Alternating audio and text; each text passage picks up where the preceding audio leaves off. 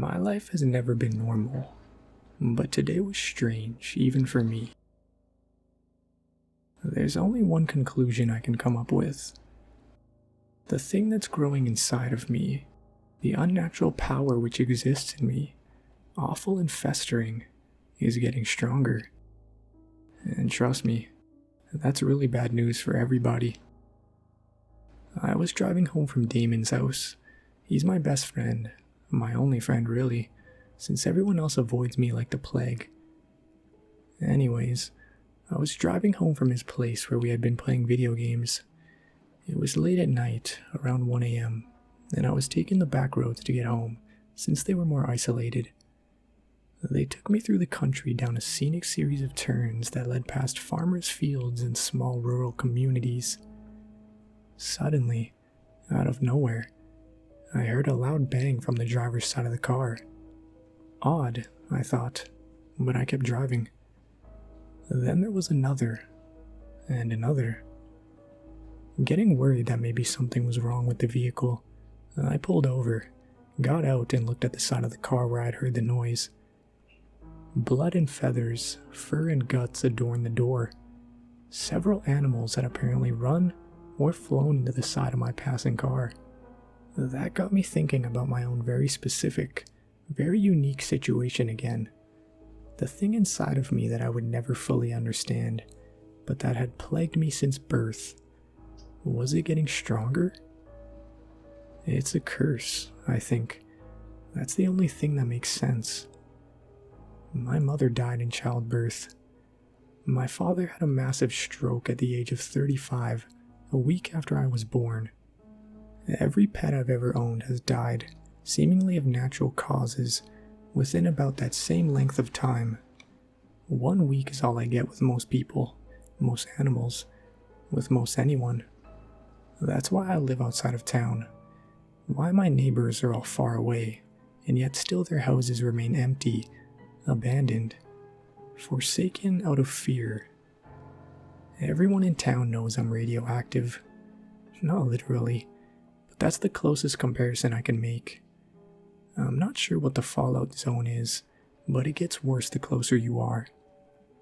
And that's why my neighbors left after starting to get sick. It was their only chance at survival. My friend Damon is the exception. Don't ask me why. I'm happy he is though, because it's nice to have at least one person in the world I can spend time with. Have you ever known someone so lucky that people joke they have horseshoes up their ass? That's Damon.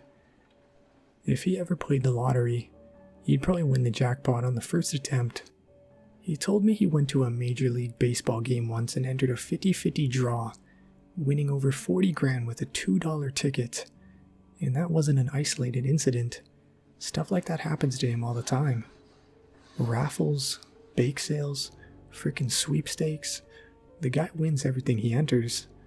Or at least it seems that way to me. He told me once he's always been lucky. His whole family is. It's like genetic or something. Whatever he has though, I have the affliction that exists on the opposite end of the luckiness spectrum. Where he is blessed, I am cursed. Where he succeeds, I fail at every turn. I get back into my car and start driving again, thinking about Damon. How when we first met I told him to get away from me, that if he wanted to live he should stay far away from me. He had looked at me and laughed.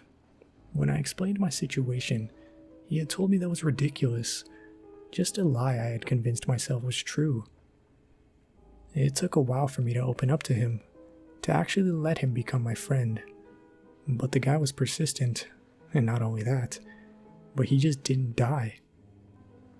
Everybody else I had ever spent time with had met with an unfortunate demise. Around town, people call me the Grim Reaper, Undertaker, the Cursed One. Everyone knows to stay away. Everyone told Damon to stay away, but he didn't listen.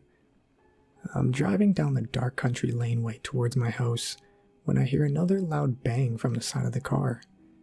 I see a vague dark shape over there as well, and this time the whole vehicle sways with the impact of something large slamming into it. My heart beating fast, I pull over again. I don't know what I was expecting to see, but it wasn't this. Getting out and looking back down the road, I see the shape of a large stag in the road, breathing its last breath, laying on its side with blood pouring out of its head. I am cursed. And it is getting stronger. Whatever it is getting more powerful. Terrified, I jump when I hear the sound of the phone ringing in my pocket. I pull it out and look at the caller ID. Damon calling. I swipe up on my screen with my shaking thumb and put the phone to my ear, slumping my body back against the car. My legs give out and I feel myself slide down towards the gravel as I hear the familiar voice in my ear, although not how he sounded when I left him 10 minutes prior. No, now he sounds hurt. His words come out in a bubbling gurgle and I know without asking that he is not okay. "Hey, it's me," he says, taking a wheezing, crackling intake of air before continuing. "Damon, I try to say something meaningful. I try to apologize, but nothing comes out. Listen, I don't have much time. I just wanted to tell you." He breaks off and I can tell he's struggling to speak through the pain of whatever has happened to him. "It's not your fault. It's him. He's here. Right now." "Who?" "He says to tell you. It's only going to get worse." "Damon, who is there with you? Who is doing this?" But the sound of breathing, wet and bloody, is gone now. Slumped sitting against my car in the darkness, I begin to sob into my hands. He was my only friend. I thought he was immune somehow, that his gift would cancel out my curse, but it was not so. "That's because it's getting stronger," said the thing in the road.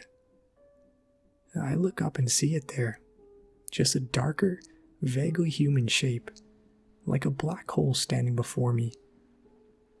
The silhouette of a hooded, robed figure peers down at me, the blade of the sickle held in its hand, the only thing which reflects a gleam of glimmering light.